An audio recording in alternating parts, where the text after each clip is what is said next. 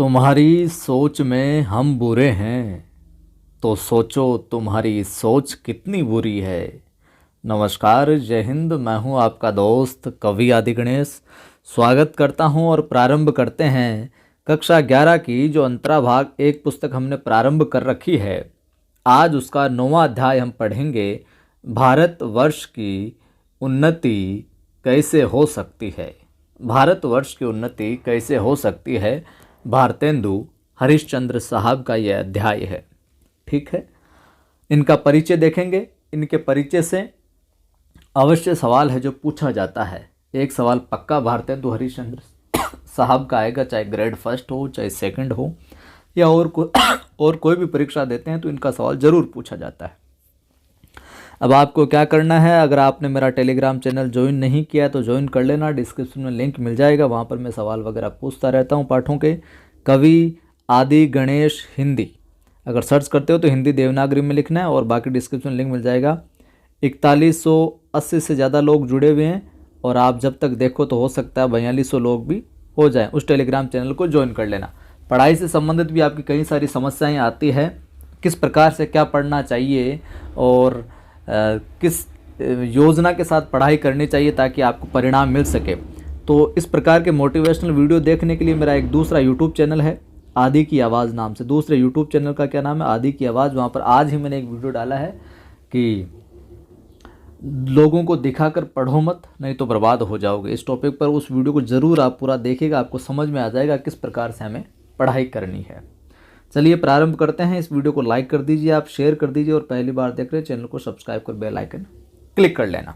देखिए, भारतेंदु हरिश्चंद्र साहब का जो जन्म है वो काशी में होता है 1850। बहुत कम इनका जीवन काल रहता है और 1885 में इनका देहांत हो जाता है। बहुत कम जीते लेकिन बहुत ही श्रेष्ठ कार्य है जो साहित्य के अंदर ये कर जाते हैं।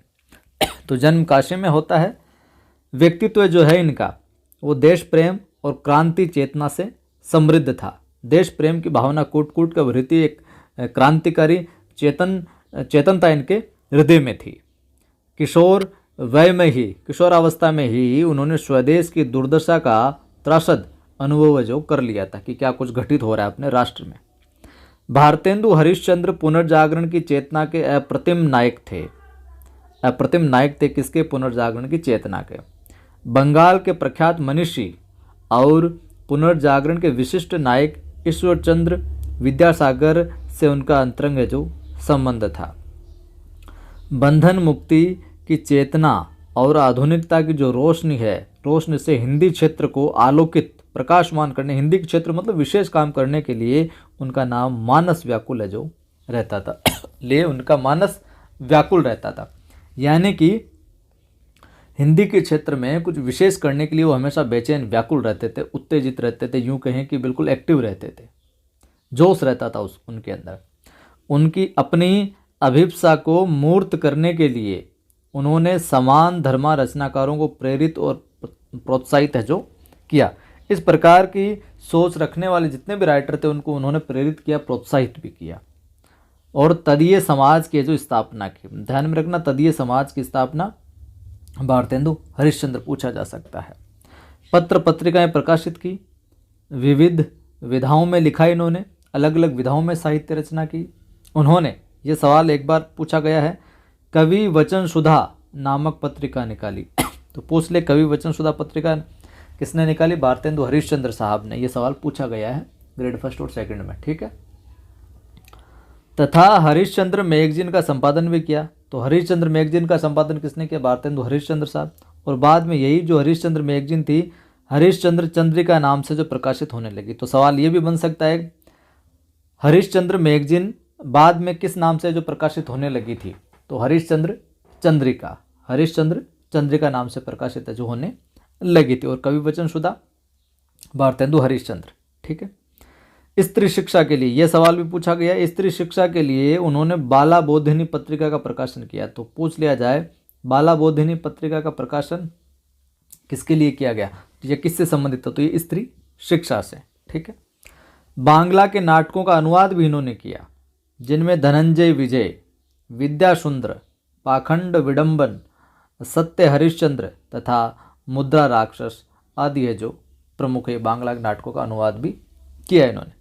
मौलिक नाटकों की बात करें भारतेंदु हरिश्चंद्र साहब के, तो वैदिकी हिंसा हिंसा न भवती, वैदिकी हिंसा हिंसा न भवती, श्री चंद्रावली, भारत दुर्दशा, अंधेर नगरी, नील देवी, ये सभी जो इनके मौलिक नाटक है कई परीक्षाओं में है जो बार बार पूछे रह जाते रहे हैं। वैदिकी हिंसा हिंसा न भवती, श्री चंद्रावली, भारत दुर्दशा, अंधेर नगरी और नील देवी, ये सभी मौलिक नाटक हैं। ठीक है, तो सवाल ऐसे भी बन सकता है निम्न में से भारतेंदु हरिश्चंद्र का मौलिक नाटक नहीं है। 3 ये दे दे और एक ऊपर वालों में से दे दे, ऊपर वाले अनुवाद किए हुए हैं। ठीक है, आगे देखिए। भारतेंदु हरिश्चंद्र की धारणा के मुताबिक सन 1873 में हिंदी नई चाल में ढली। सवाल पूछ ले कि भारतेंदु हरिश्चंद्र की धारणा के अकॉर्डिंग हिंदी नई चाल में कब ढली, तो 1873 से। ध्यान में रखना, सवाल बहुत अच्छा बन सकता है। यह चाल जो है, चाल में ढलने का से तात्पर्य यह चाल जो है शिल्प और संवेदना की दृष्टि से सर्वथा क्या थी, नवीन थी, मतलब नए नए प्रयोग होने लगे। खड़ी बोली गद्य में हिंदी की यात्रा जातीय संवेदना से अनुप्राणित होकर शुरू हुई थी, जिसे भारतेंदु हरिश्चंद्र साहब और उनके समकालीन जो रचनाकार थे उन्होंने अपनी साधना से जो अपेक्षित अपने अनुसार गति है जो उसको दी, आगे है जो बढ़ाया। हिंदी नाटक और निबंध की जो परंपरा है भारतेंदु से शुरू होती है। बहुत अच्छा सवाल बन सकता है, ये पूछ लिया जाए आपसे, तो आपसे सवाल ये पूछ ले कि हिंदी नाटक और निबंध की परंपरा किन से शुरू होती है, तो भारतेंदु से है जो शुरू होती है। ये सवाल है जो अच्छा बन सकता है। भारतेंदु हरिश्चंद्र का जो प्रभाव है उनके समकालीनों पर स्पष्ट रूप से है जो देखा जा सकता है। उनके जो समकालीन जितने भी रचनाकार हैं उनके ऊपर इनकी जो पद्धति है, लेखन पद्धति, परिपाटी, उस पर वो जो बाकी के रचनाकार चलने का प्रयास है जो करते हैं। आधुनिक हिंदी गद्य के विकास में उनका उल्लेखनीय योगदान है। उन्होंने अपने समकालीन लेखकों का क्या नेतृत्व भी किया, लीडरशिप भी की उनकी, और साथ ही साथ प्रवर्ती लेखकों के लिए पथ प्रदर्शक, एक मार्गदर्शक का काम भी है जो उन्होंने किया। यहाँ जो अपनी ये किताब है, पाठ्य पुस्तक है, के लिए उनका बलिया के ददरी मेले में दिया गया व्याख्यान है जो चुना गया। तो ये पूछ लिया जाए भारतवर्ष की उन्नति कैसे हो सकती है, ये कौन सा व्याख्यान है, तो बलिया के ददरी मेले में, किस मेले में, बलिया के ददरी मेले में व्याख्यान दिया था, इन्होंने भाषण दिया था, वो यहाँ पर है जो पाठ में संकलित किया गया, चुना गया है। और नाम क्या है, भारतवर्ष की उन्नति कैसे हो सकती है। ये भारतेंदु का क्या प्रसिद्ध भाषण है। तो पूछ लिया जाए ये क्या है, तो भारतवर्ष की उन्नति कैसे हो सकती है, तो ये भाई साहब भारतेंदु साहब का प्रसिद्ध भाषण है। इसमें क्या है, इसमें एक और तो ब्रिटिश शासन की मनमानी पर व्यंग्य है, तो भारत की उन्नति कैसे हो सकती है, इसके अंदर एक और तो क्या ब्रिटिश शासन की जो मनमानी उस पर व्यंग्य किया गया है, तो दूसरी ओर अंग्रेजों के परिश्रमी स्वभाव के प्रति आदर भी देखने को मिलता है। ये दोनों चीजें देखने को मिलती है। वहीं भारतेंदु साहब ने आलसीपन, समय के अपव्यय आदि कमियों को दूर करने की बात करते हुए जो भारतीय समाज है उसकी रूढ़ियों और गलत जीवन शैली उस पर भी उन्होंने प्रहार किया है। जनसंख्या नियंत्रण, श्रम की महत्ता, आत्मबल और त्याग भावना को भारतेंदु ने उन्नति के लिए अनिवार्य है जो माना। देखिए उस समय भी इन्होंने जो आज के दौर में भी जो तर्क संगत बातें लगती है उनका उस समय उन्होंने बखान कर दिया था। जो अगर आप भी किसी भी क्षेत्र में उन्नति चाहते हैं तो श्रम को महत्व देना पड़ेगा, आपको परिश्रम करना पड़ेगा, हार्डवर्क करना पड़ेगा, आत्मबल को इंपॉर्टेंस देनी होगी और त्याग की भावना रखनी होगी, आपको दूसरों के हितार्थ है जो कार्य करने की समर्पण की भावना रखनी होगी। तो ये चीजें आपको उन्नति की ओर अग्रसर कर सकती है। और अत्यंत प्रेरक ढंग से इसे व्यक्त है जो किया है इस भाषण के अंदर। देखिए प्रारंभ करते हैं, भारतवर्ष की उन्नति कैसे हो सकती है। तो आज बड़े ही आनंद का दिन है कि इस छोटे से नगर बलिया में हम इतने मनुष्यों को बड़े उत्साह से एक स्थान पर है जो देखते हैं। ये भाषण दे रहे हैं साहब, यूँ समझिए आप तो कि भारतेंदु साहब खड़े हैं सामने मंच के ऊपर और आप सभी सामने बैठे हैं और मेरी आवाज़ के अंदर यूँ समझिए कि भारतेंदु साहब है जो बोल रहे हैं कि आज बड़े ही आनंद का दिन है कि छोटे से नगर बलिया में हम अपने मनुष्यों को बड़े उत्साह से एक स्थान पर देखते हैं। इस अभागे आलसी देश में जो कुछ हो जाए वही बहुत कुछ है, जितना कुछ हो जाए ना वही ठीक है। बनारस ऐसे ऐसे बड़े नगरों में जब कुछ नहीं होता तो यह हम क्यों न कहेंगे कि बलिया में जो कुछ हमने देखा वो बहुत ही प्रशंसा के योग्य है। कि बड़े बड़े शहरों में भी अगर कुछ नहीं होता है तो यहाँ पर तो अपनी छोटे से जगह में तो जो कुछ हो गया ना वो भी ठीक है। तो ये भाषण कहाँ पर दिया जा रहा है? बलिया। इस उत्साह का मूल कारण जो हमने खोजा तो प्रकट हो गया कि इस देश के भाग्य से आजकल यहाँ सारा समाज ये जो ऐसा एकत्र है, जहां रॉबर्ट साहब बहादुर जैसे कलेक्टर हो, और वहां क्यों न ऐसा समाज हो जिस देश और काल में ईश्वर ने अकबर को उत्पन्न किया था, उसी में अबुल फजल बीरबल टोडरमल को भी उत्पन्न किया था। भाई साहब, यहाँ रॉबर्ट साहब अकबर है, यहाँ पर जो इस समाज के अंदर रॉबर्ट साहब क्या है? अकबर की भूमिका में, यूँ समझ लीजिए। तो मुंशी चतुर्भुज सहाय और मुंशी बिहारी लाल साहब आदि क्या है? अबुल फजल और टोडरमल की भूमिका में ध्यान में रखना इन दोनों नामों को। हमारे हिंदुस्तानी लोग तो रेल की गाड़ी हैं, यद्यपि फर्स्ट क्लास सेकंड क्लास आदि गाड़ी बहुत अच्छी अच्छी और बड़े बड़े महसूल की इस ट्रेन में जो लगी है, पर बिना इंजन ये सब है जो नहीं चल सकती। यहाँ पर व्यंग्यात्मक रूप से बात कर रहे हैं। वैसे ही हिंदुस्तानी लोगों को कोई चलाने वाला हो तो ये क्या नहीं कर सकते? कि कोई लीडर की जरूरत है, कोई चलाने वाला हो तो ये कुछ भी कर सकते हैं। इनसे इतना कह दीजिए का चुप सादी रहा बलवाना, फिर देखिए कि हनुमान जी को अपना बल कैसे याद आ जाता है साहब। सो बल कौन याद दिलावे, मतलब जो आपके अंदर शक्ति है उसको आपको याद कौन दिलावे कि आपके अंदर ये क्षमता है, तो याद दिला देना, फिर तो बस शुरू हो जाते हैं। सो बल कौन याद दिलावे, या हिंदुस्तानी राजे महाराजे या फिर नवाब रईस या फिर हाकिम, राजे महाराजों को अपनी पूजा भोजन झूठी गपशप से जो छुट्टी नहीं। हाकिमों को कुछ तो सरकारी काम घेरे रहता है, कुछ बोल गुड़दौड़ थिएटर अखबार में समय गया, कुछ इनमें बॉल में, कुछ घुड़दौड़ करने में, कुछ थिएटर में, कुछ अखबार में, इनमें समय लगाए फिरते हैं। कुछ जो समय बचा भी तो उनका क्या गरज है, क्या ज़रूरत है कि हम गरीब गंदे काले आदमियों से मिलकर अपना अनमोल समय है जो खोवे। सबको अपनी अपनी पड़ी है। बस वही मसल हुई, तुम्हें गैरों से कब फुर्सत, हम अपने गम से कब खाली, चलो बस हो चुका मिलना, न हम खाली न तुम खाली। 3 मेंढक एक के ऊपर एक बैठे थे साहब। आगे ये भाषण में कहा कि 3 मेंढक एक के ऊपर एक बैठे थे। ऊपर वाले ने कहा जोंक जोंक शौक, बीच वाला बोला गुमसुम, नीचे वाला बोला पुकारा। नीचे वाला पुकारा क्या? गए हम। सो हिंदुस्तान की साधारण प्रजा की यही दशा है साहब, गए हम। इस प्रकार से पहले भी जब आर्य लोग हिंदुस्तान में आकर बसे थे ना, तो राजा और ब्राह्मणों के जिम्मे ये काम था कि देश में नाना प्रकार की विद्या और नीति फैलावे। और अब भी ये लोग चाहे तो हिंदुस्तान प्रतिदिन कौन कहे प्रतिक्षण बढ़े। तो जब आर्य लोग हिंदुस्तान में आकर बसे थे तो राजा और ब्राह्मणों ही के जिम्मे कौन सा काम था कि नाना प्रकार की विद्या और नीतियों को फैलावे। और अब भी ये लोग चाहें तो हिंदुस्तान प्रतिदिन कौन कहे प्रतिक्षण बढ़े, पर इन्हीं लोगों को सारे संसार के निकम्मेपन ने जो घेर रखा है। बौद्धारो मत्सर ग्रस्तता अभव स्मर दूषिता।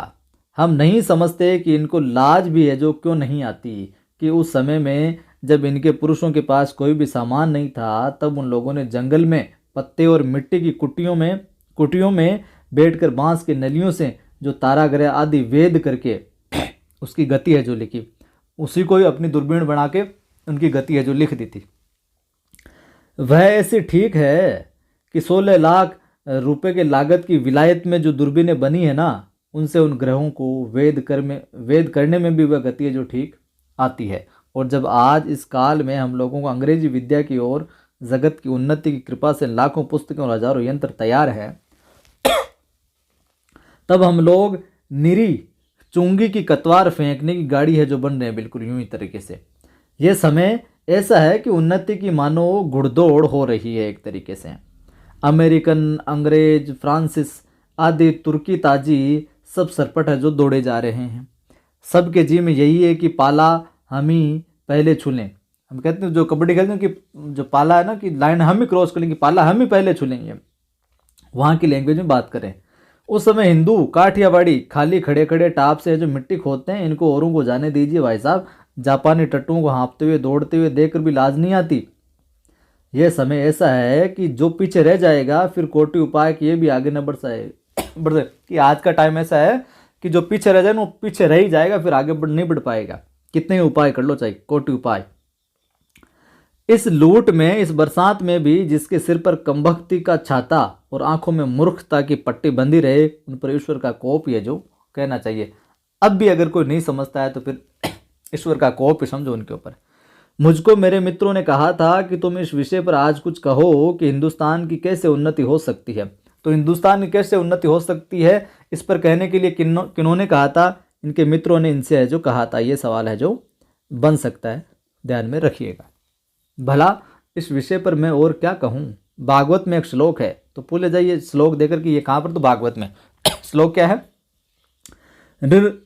नृदेह माध्यम सुलभम सुदुर्लभम पल्लवम सुकल्पम गुरु कर्णधारम मया अनुकूलेन नभम नभः स्वतेरितुम पुमान भवाब्दिम न तरेत से आत्महा। भगवान क्या कहते हैं कि पहले तो मनुष्य जन्म ही बड़ा दुर्लभ है, सो मिला उस पर गुरु की कृपा और मेरी अनुकूलता। इतना सामान पाकर भी जो मनुष्य संसार सागर के पार न जाए, उसको आत्महत्यारा कहना चाहिए। वही दशा इस समय हिंदुस्तान के साथ, इतना कुछ गाइडर वगैरह मिलने के बावजूद भी आगे नहीं बढ़ पा रहा, तो फिर मामला गड़बड़ है। अंग्रेजों के राज्य में सब प्रकार का सामान पाकर, अवसर पाकर भी हम लोग जो इस समय पर उन्नति न करें, तो हमारा केवल अभाग्य और परमेश्वर का है जो कोप है। यानी कि अंग्रेजों के राज्य में सब प्रकार की सुविधाएं मिल गई है, सब प्रकार की व्यवस्थाएं हैं, उसके बाद भी अवसर पाकर भी ये जो मौका मिला है, हम लोग इस समय पर जो उन्नति नहीं कर रहे हैं ना, तो हमारा केवल ये अभाग्य और परमेश्वर का कोप ही, मतलब दुर्भाग्य समझो आप। सास के अनुमोदन से एकांत रात में सूने रंगमहल में जाकर भी बहुत दिन से जिस प्राण से प्यारे परदेसी पति से मिलकर छाती ठंडी करने की इच्छा थी, उसका लाज से मुंह भी न देखें और बोले भी न, तो उसका अभाग्य यह साहब। ठीक है, वह तो कल फिर परदेश चला जाएगा। अगर नहीं बोलेगी उस प्रीतम प्यारे से कि लाज के मारे, तो फिर चला जाएगा। तो इससे अगर उसके पास जाकर भी नहीं बोल रही, तो फिर तो अभाग्य ही है। वैसे ही अंग्रेजों के राज्य में भी जो हम कुएं के मेंढक, काठ के उल्लू, पिंजड़े के गंगाराम ही रहे, तो हमारी कमबख्ती फिर है जो कमबख्ती है साहब। बहुत लोग ये कहेंगे कि हमको पेट के धंधे की हमारे छुट्टी नहीं रहती बाबा, हम क्या उन्नति करें। बहुत लोग ये कहेंगे कि मुझे तो हमारे पेट की चिंता रहती है, मैं तो इस काम से फुर्सत नहीं है, तो उन्नति क्या करें। तुम्हारा पेट भरा है, तुमको दून की सूझती है भाई साहब। यह कहना उनकी बहुत भूल है एक तरीके से। इंग्लैंड का पेट भी कभी यूं ही खा लेता साहब। उसने एक हाथ से अपना पेट भरा, दूसरे हाथ से उन्नति की राह के कांटों का जो साफ किया। क्या इंग्लैंड में किसान, खेत वाले, गाड़ीवान, मजदूर, कोचवान आदि नहीं है? किसी देश में भी सभी पेट भरे हुए नहीं होते। किसी भी देश में कोई भी सारे के सारे लोग पेट भरे हुए नहीं, तो मतलब सभी संपन्न नहीं होते। किंतु वे लोग जहाँ खेत जोतते बोते हैं, वहीं उसके हाथ ये भी सोचते हैं कि ऐसी और कौन नई इकल या मसाला बनावे हम, जिसमें से इस खेती में आगे से दूना अनाज उपजे। कोई ऐसी कौन सी उपज पैदा करें जिससे और ज़्यादा फायदा हो हमको। विलायत में गाड़ी के कोचवान भी अखबार पढ़ते हैं साहब। ठीक है, जब मालिक उतरकर, जो उनके नौकर, जो मालिक उतरकर किसी दोस्त के यहाँ गया, उसी समय कोचवान ने गद्दी के नीचे से अखबार निकाला, और यहाँ उतनी देर कोचवान हुक्का पिएगा। वहाँ तो वो काम की चीज़ें करते हैं, और यहाँ अपने चलो चिलम भर लो रे यार, बीड़ी पी लो रे, या फिर गप्पे करेगा। सो गप भी क्या, निकम्मी कोई प्रोडक्टिव बात नहीं करेगा। वहाँ के लोग गप ही में देश के प्रबंध छांटते हैं। सिद्धांत ये है कि वहाँ के लोगों का यह सिद्धांत है कि एक क्षण भी है जो व्यर्थ नहीं, मतलब एक पल भी, एक क्षण भी है जो व्यर्थ है जो नहीं गंवाना। उसके बदले यहाँ के लोगों में जितना निकम्मापन हो उतना ही वह बड़ा अमीर समझा जाता है। आलस यहाँ इतनी बढ़ गई कि मलुकदास ने दोहा ये जो बना डाला। क्या मलुकदास जी का दोहा ये देकर पूछा जा सकता है किसका है? अजगर करे न चाकरी, पंछी करे न काम, और दास मलुका कही गए सबके दाता राम। चारों ओर आंख उठाकर देखिए तो बिना काम करने वालों की ही चारों ओर बढ़ती है, केवल वो लोग दिख रहे हैं। रोजगार कहीं कुछ भी नहीं है। अमीरों की मुसाबी, दलाली और अमीरों के नौजवान लड़कों को खराब करना है, किसी की जमा मार लेना, मतलब जो कमाई है उसको छीन लेना, इसके सिवाय जो बतलाई और कौन रोजगार है यहाँ पर। मतलब चोरी चकारी यही मामला है, किसी को हड़प लेना, किसी का कुछ, जिससे कुछ रुपया मिले। चारों ओर दरिद्रता की आग लगी हुई है भाई साहब। किसी ने बहुत ही ठीक कहा कि दरिद्र कुटुंब भी इस तरह अपनी इज्जत को बचाता फिरता है, जैसे लाजवंती कुल की बहू जो है फटे कपड़ों में अपने अंग को छिपाई जाती है, वही दशा हिंदुस्तान की है। तो ये सवाल पूछा जा सकता है कि दरिद्र कुटुंबी इस तरह अपनी इज्जत को बचाता फिरता है जैसे लाजवंती कुल की बहू फटे कपड़ों में अपने अंग को छिपाई फिरती है। ये इस प्रकार की दशा किसकी बताई है लेखक ने यहाँ पर? हिंदुस्तान की। मरदमशुमारी की रिपोर्ट देखने से स्पष्ट होता है कि मनुष्य दिन दिन यहाँ बढ़ते जाते हैं और रुपया दिन दिन है जो कमती होता है, कि जनसंख्या तो बढ़ती जा रही है और रुपये और जो कमती होते जा रहे हैं। तो अब बिना ऐसा उपाय किए काम नहीं चलेगा कि रुपया भी बढ़े, और रुपया बिना बुद्धि बढ़े न बढ़ेगा। भाइयों राजा महाराजाओं का मुंह मत देखो, मत ये आशा रखो कि पंडित जी कथा में कोई ऐसा उपाय भी बतलाएंगे कि देश का रुपया और बुद्धि बढ़ जाएगी। तुम आप ही कमर कसो, उठो, आलस को छोड़ो, कर्मरत रहो और आगे बढ़ो। कब तक अपने को जंगली हुश, मूर्ख, बोधे, डरपोक ने पुकरा अपने आप को कहलवाओगे, पुकरवाओगे नहीं कहलवाओगे। दौड़ो इस घोड़दौड़ में, जो पीछे पड़े तो फिर कहीं ठिकाना नहीं है। फिर कब राम जनकपुर ए हैं, अब की जो पीछे पड़े तो फिर रसातली पहुंचोगे। अब भी इतने अवसर के बाद में, यानी अब हम इसको रीड से भी जोड़ सकते हैं। अब रीड का दोबारा मौका मिला है, अगर अब भी नहीं चेते आप तो फिर पीछे ही रह जाओगे भाई साहब। जब पृथ्वीराज को कैद करके गोरे ले गए तो शहाबुद्दीन के भाई गियासुद्दीन से किसी ने कहा कि वह शब्द वेदी बाण बहुत अच्छा मारता है। एक दिन सभा नियत हुई और 7 लोहे के तावे बाण से फोड़ने को है जो रखे गए। पृथ्वीराज को लोगों ने पहले ही से अंधा कर दिया था। संकेत ये हुआ कि जब गियासुद्दीन हूँ करे तब वह तावों पर है जो बाण मारे। चंद कवि भी उसके साथ कैदी था, चंद्रबरदाई, और यह सामान देखकर उसने ये दुआ पढ़ा, अब की चढ़ी कमान को जाने फिर कब चढ़े, जीती चूके चौहान इक्के इक्के मारिए इक्के सर। तो उसका संकेत समझकर जब गियासुद्दीन ने हूँ किया तो पृथ्वीराज ने उसी को बाण है जो मार दिया। वही बात अब है, अब की चढ़ी इस समय में सरकार का राज्य पाकर और उन्नति का इतना सामान पाकर भी तुम लोग अपने को न सुधारो तो तुम ही रहो। और वह सुधारना भी ऐसा होना चाहिए कि सब बात में है जो सब बात में उन्नति हो। कि इतने अवसरों के इतने अवसरों के बाद, इतने मौकों के बाद भी अगर आप अपने आप को नहीं सुधारते हो तो यह आपका ईश्वर का कोप है या फिर आपका दुर्भाग्य है। धर्म में, घर के काम में, बाहर के काम में, रोजगार में, शिष्टाचार में, चाल चलन में, शरीर के बल में, मन के बल में, समाज में, बालक में, युवा में, वृद्ध में, स्त्री में, पुरुष में, अमीर में, गरीब में, भारतवर्ष की सब अवस्था, सब जाति, सब देश में उन्नति करो भाई साहब, लगे रहो। सब ऐसी बातों को छोड़ो जो तुम्हारे इस पथ के कंटक हो। चाहे तुम्हें लोग निकम्मा कहे या नंगा कहे, क्रिस्तान कहे या फिर भ्रष्ट कहे, तुम केवल अपने देश की दीन दशा को देखो और उनकी बात मत सुनो भाई साहब। अपने आप को देखो। अपमानम पुरस्कृत्य मानम कृत्वा तो पृष्ठतः स्वीकार्य साधेते धीमान कार्य ध्वंसो ही मूर्खता। जो लोग अपने को देश के हितैषी लगाते हों वह अपने सुख को होम करके, अपने धन और मान का बलिदान करके कमर कस के उठो। देखा देखी थोड़े दिन में सब हो जाएगा। अपनी खराबियों के मूल कारणों को खोजो। कोई धर्म की आड़ में, कोई देश की चाल की आड़ में, कोई सुख की आड़ में छिपे हैं। उन चोरों को वहाँ से पकड़ कर लाओ, उनको बांध कर कैद करो। हम इससे बढ़कर क्या कहें कि जैसे तुम्हारे घर में कोई पुरुष व्यभिचार करने आवे तो जिस क्रोध से उसको पकड़कर तुम मारोगे उस व्यभिचारी पुरुष को, जहाँ तक तुम्हारे में शक्ति होगी, बल होगा, उसका सत्यानाश करोगे। उसी तरह इस समय जो बातें तुम्हारे उन्नति पथ में काटो, जो लोग तुम्हें उन्नति से रोकते हैं, उनकी जड़ खोद कर है जो फेंक दो। कुछ मत, बिल्कुल भी मत डरो। जब तक 100-200 मनुष्य बदनाम न होंगे, जात से बाहर न निकाले जाएंगे, दरिद्र न हो जाएंगे, कैद न होंगे, वरना जान से न मारे जाएंगे, तब तक कोई देश भी है जो नहीं सुधरेगा भाई साहब। कुछ विशेष करने के लिए किसी को तो आगे आना पड़ेगा। अब यह प्रश्न होगा कि भाई हम तो जानते नहीं कि उन्नति और सुधरना किस चिड़िया का नाम है, किसको अच्छा समझें, क्या लें क्या छोड़ें। तो कुछ बातें जो शीघ्रता से मेरे ध्यान में आ जाती है उनको मैं कहता हूँ, सुनो। तो यहाँ पर भाषण में कह रहे हैं, ये सब उन्नतियों का मूल धर्म है। इससे सबके पहले धर्म की ही उन्नति करनी उचित है। तो सबसे पहले किसकी उन्नति करनी बताइए? धर्म की।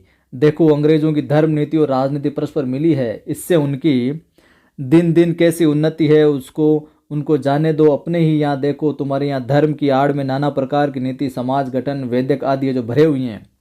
दो एक मिसाल सुनो, यही तुम्हारा बलिया का मेला है और यहाँ स्नान क्यों बनाया गया बताओ? जिसमें जो लोग कभी आपस में नहीं मिलते, 10-10, 5-5 कोस हैं, वे लोग साल में एक जगह एकत्र होकर आपस में मिलते हैं, एक दूसरे का सुख दुख जानते हैं।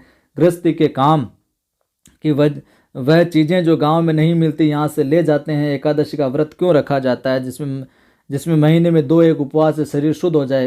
तो हर चीज़ के पीछे लॉजिक दे रहे हैं ये। गंगा जी नहाने जाते हो तो पहले पानी सिर पर चढ़ाकर तब पैर पर डालने का विधान क्यों है, जिसमें तलुए से गर्मी सिर में चढ़कर विकार न उत्पन्न करे। दिवाली इसी हेतु है कि इसी बहाने साल भर में एक बेर तो सफाई हो जाए, मतलब एक बार तो सफाई हो जाए। होली इसी हेतु, होली इस वजह से कि बसंत की बिगड़ी हवा स्थान स्थान पर अग्नि बलने से, अग्नि मतलब होली जलाते हैं तो अग्नि जलने से बलने से स्वच्छ हो जाए। यही त्यौहार बोलते हैं त्यौहार। तो यही त्यौहार ही तुम्हारी मानो म्यूनसिपालिटी है। ऐसे ही सब पर्व, सब तीर्थ व्रत आदि में कोई हिकमत है, कोई वजह है, उसके पीछे ये जो मामला चल रहा है। सबका कुछ न कुछ रीजन है, फायदा है। उन लोगों ने धर्म नीति और समाज नीति को दूध पाने की भांति मिला दिया है। खराबी जो बीच में भई है वह यह है कि उन लोगों ने ये धर्म क्यों मानने लिखे थे, इसका लोगों ने मतलब नहीं समझा और इन बातों को वास्तविक धर्म है जो मान लिया। भाइयों, वास्तविक धर्म तो केवल परमेश्वर के चरण कमल का भजन है। ये सब तो समाज धर्म है जो देश काल के अनुसार शोधे और बदले हैं जो जा सकते हैं। दूसरी खराबी ये हुई कि उन्हीं महात्मा बुद्धिमान ऋषियों के वंश के लोगों ने अपने बाप दादाओं का मतलब न समझकर बहुत से नए नए धर्म बनाकर शास्त्रों में धर दिए। बस सभी तिथि व्रत और सभी स्थान तीर्थ हो गए। सो इन बातों को अब एक बार आंख खोलकर देख और समझ लीजिए कि फलानी बात उन बुद्धिमान ऋषियों ने क्यों बनाई और उनमें देश और काल के जो अनुकूल उपकारी हो उनको जो ग्रहण कर लीजिए। इन जितने भी काम है धर्मों से अनुसार जो काम की बातें उनको जो उपकारी है उनको ग्रहण कर लो। तुम इस अध्याय को आप एक बार और पढ़िएगा क्योंकि थोड़ी सी देशज भाषा में वहाँ के लोकल लैंग्वेज में कहा गया, तो दोबारा पढ़ोगे तो अच्छे समझ में आ जाएगा।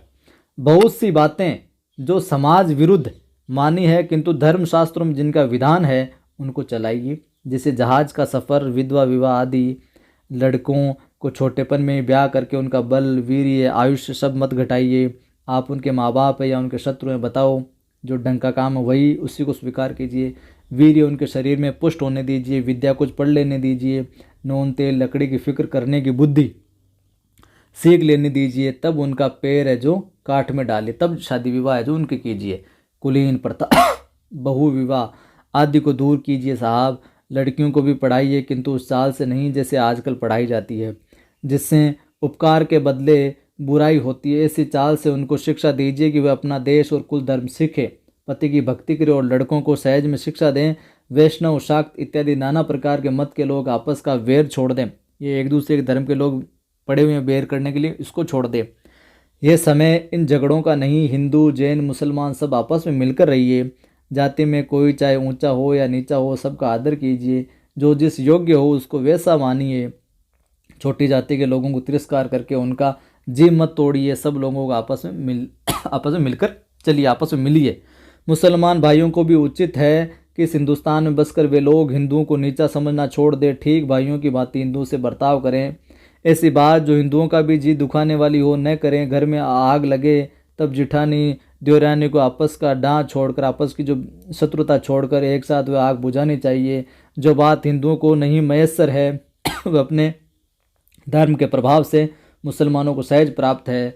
उनमें जाति नहीं, खाने पीने में चौका चूल्हा नहीं, विलायत जाने में रोक टोक नहीं। फिर भी बड़े ही सोच की बात है, मुसलमानों ने अभी तक अपनी दशा कुछ नहीं सुधारी है। अभी तक बहुतों को यही ज्ञान है कि दिल्ली लखनऊ की बादशाहत कायम है। यारों वे दिन गए, अब आलस हट धर्मी ये सब छोड़ो। चलो हिंदुओं के साथ तुम भी दौड़ो। एक दो होंगे, पुरानी बातें दूर करो। मीर हसन की मसनवी और इंद्र सभा पढ़ाकर छोटेपन ही से लड़कों को सत्यानाश मत करो भाई साहब। होश संभाला नहीं कि पट्टी पार ली, चुस्त कपड़ा पहना और गज़ल गुनगुनाए। शौक तिफली से मुझे गुल की जो दीदार का था न किया हमने गुलिस्तां का सबक याद कभी। भला सोचो कि इस हालत में बड़े होने पर वे लड़के क्यों न बिगड़ेंगे। अपने लड़कों को ऐसी किताबें छूने भी मत दो जो बेर पैदा करे। अच्छी से अच्छी उनको तालीम दो, शिक्षा दो, तालीमन शिक्षा। पेंशन और वजीफा या नौकरी का भरोसा छोड़ो साहब। लड़कों को रोज़गार सिखलाओ, कि रोज़गार को स्किल सिखलाओ। नौकरी का छोड़ो, विलायत भेजो। छोटेपन से मेहनत करने की आदत दिलाओ, बचपन से उनको मेहनत करने की आदत है उनमें डालो। 100 महलों के लाड़ प्यार, दुनिया से बेखबर रहने की राह मत दिखलाओ। भाई हिंदुओं, तुम भी मत मतांतर का आग्रह छोड़ो। अब हिंदुओं से आग्रह करते हैं लेकिन कि तुम भी मत मतांतर का आग्रह छोड़ो, आपस में प्रेम बढ़ाओ, इस महामंत्र का जाप करो। जो हिंदुस्तान में रहे चाहे किसी भी रंग जाति का क्यों न हो, वह हिंदू की सहायता करो। बंगाली, मराठा, पंजाबी, मद्रासी, वैदिक, जैन, ब्राह्मण मुसलमान सब एक हाथ एक पकड़ो, एक का हाथ एक पकड़ो। कारीगरी जिसमें तुम्हारे यहाँ बढ़े, तुम्हारा रुपया तुम्हारे ही देश में रहे, वह करो, वो काम करो जो यहाँ का रुपया यहीं रहे। देखो जैसे 1000 धारा होकर गंगा समुद्र में मिली है, वैसे तुम्हारी लक्ष्मी 1000 तरह से इंग्लैंड, फ्रांस, जर्मनी, अमेरिका को जाती है। दिया सलाई ऐसी तुच्छ वस्तु भी वहीं से आती है, जो माचिस है वो भी वहीं से आती है, इंपोर्ट करते हैं। जरा अपने को ही देखो, तुम जिस मार्किन की धोती पहने हुए अमेरिका की बनी हुई है साहब, वहाँ पर जिस लकी लोट का तुम्हारा अंगा है वह इंग्लैंड का है। फ्रांसिस की बनी कंघी से तुम सिर झाड़ते हो, बाल बनाते हो, और जर्मनी की बनी चर्बी की बत्ती तुम्हारे सामने जल रही है। ये तो वही मसल हुई कि वही बात हुई कि एक बेफिक्रे मंगनी का कपड़ा पहनकर किसी महफिल में गए।